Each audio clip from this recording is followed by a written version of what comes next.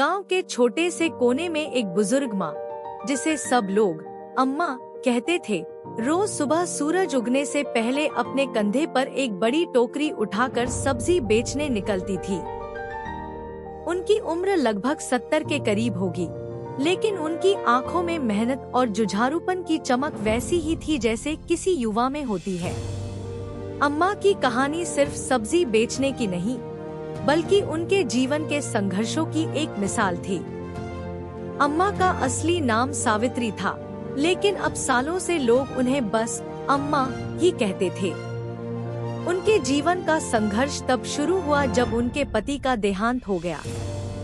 पति के जाने के बाद अम्मा ने अपने घर का सारा जिम्मा अपने कंधों पर लिया। उन्होंने खेतों में काम करना शुरू किया और जब खेती से पर्याप्त आमदनी नहीं हुई तो उन्होंने सब्जी बेचने का काम शुरू किया।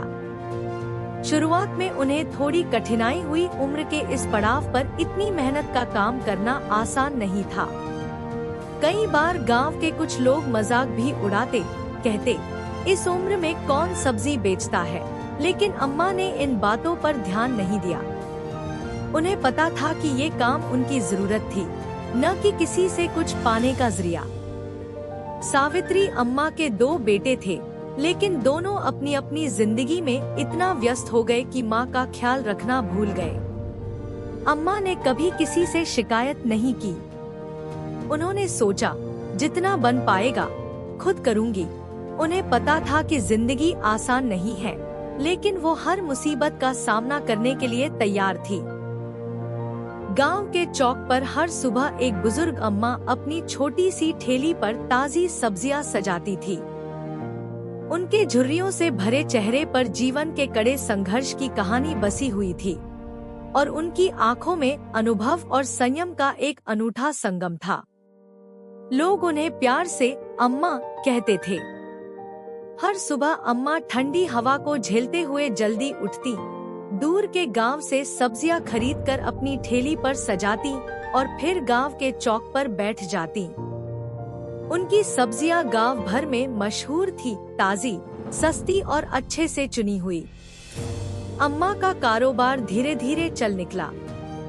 लोग उनकी ईमानदारी और मेहनत की कद्र करने लगे। वो किसी को भी खराब सब्जी नहीं बेचती और हर किसी से पूरे मन से बात करती।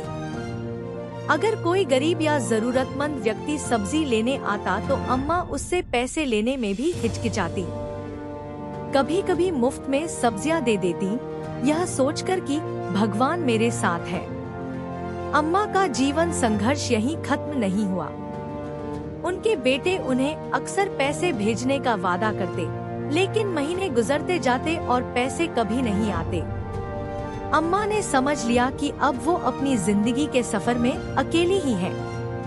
उन्होंने इस सच्चाई को दिल से स्वीकार किया और खुद को मजबूत बना लिया। अम्मा के पास पैसे कम थे, लेकिन उनकी दिल से सबकी सेवा करने की भावना ने उन्हें पूरे गांव का प्यार दिलाया। लोग उनसे सब्जी ही नहीं, बल्कि उनकी हिम्मत और जज्बे से प्रेरणा लेने भी आते थे।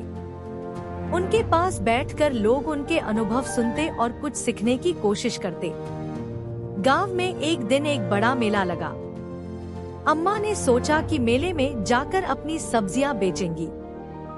मेले में बहुत भीड़ थी और अम्मा ने बहुत मेहनत से अपनी ठेली लगाई। लेकिन अचानक भीड़ का रुख बदल गया और उनकी ठेली पलट गई।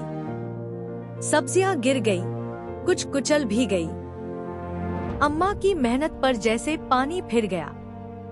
वो बैठ गईं और उनकी आंखों से आंसू बहने लगे।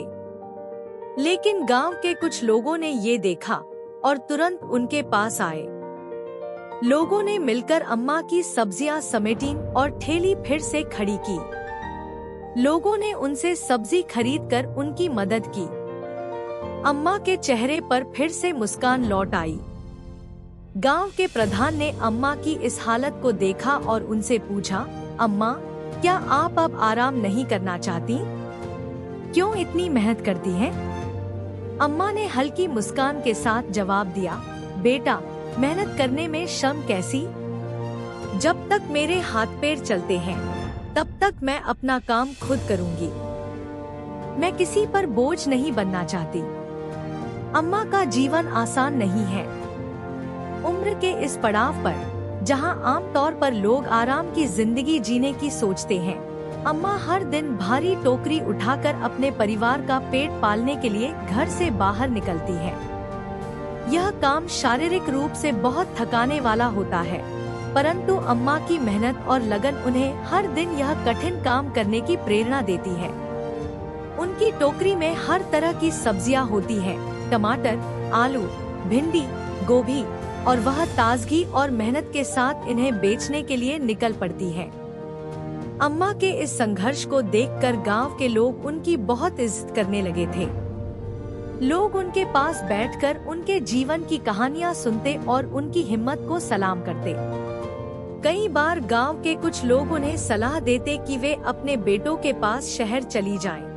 लेकिन अम्मा हमेशा मुस्कुराते हुए कहती, मेरे हाथ पैर चल रहे हैं, तब तक किसी पर बोझ क्यों बनूं? अम्मा सिर्फ मेहनती ही नहीं, बल्कि ईमानदार भी थी। वे कभी भी मोलभाव नहीं करती और सब्जियों का सही दाम ही लेती। एक बार की बात है, एक ग्राहक ने गलती से उन्हें ज्यादा पैसे दे दिए। अम्मा ने उसे बुलाकर वापस कर दिए और कहा, बेटा, ये पैसे तुम्हारे हैं, मुझसे ज्यादा न लिया करो। लोग अम्मा की ईमानदारी और सच्चाई से प्रभावित होते। उनके पास हमेशा एक छोटी सी थैली रहती थी जिसमें वो ग्राहकों के पैसे संभाल कर रखती। एक दिन गांव में एक मेला लगा और अम्मा भी सब्जियां बेचने वहां गई। मेले में भीड़ की वजह से उनका थैला कहीं गिर गया। उस थैले में पूरे हफ्ते की कमाई थी। जब अम्मा ने पाया कि थैला गुम हो गया है, तो उनकी आंखों में आंसू आ गए। पर उन्होंने हार नहीं मानी और अगले दिन फिर से उठ खड़ी हुई और अपने काम पर लग गई। अम्मा की संघर्षमयी कहानी पूरे गांव में बच्चों और युवाओं के लिए प्रेरणा बन गई। उनके जीवन की इस सादगी और मेहनत को देखकर कई युवा उनके पास आते और अपने जीवन में आने वाली मुश्किलों को उनसे बांटते। अम्मा सबको एक ही बात कहती, बेटा, मेहनत से बड़ा कोई साथी नहीं होता। कभी अपने हाथों पर भरोसा करना मत छोड़ो।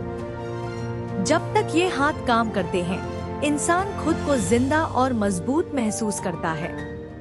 अम्मा के लिए हर दिन एक संघर्ष जरूर था, पर वे हर दिन उसे जीतने की कोशिश करती थी।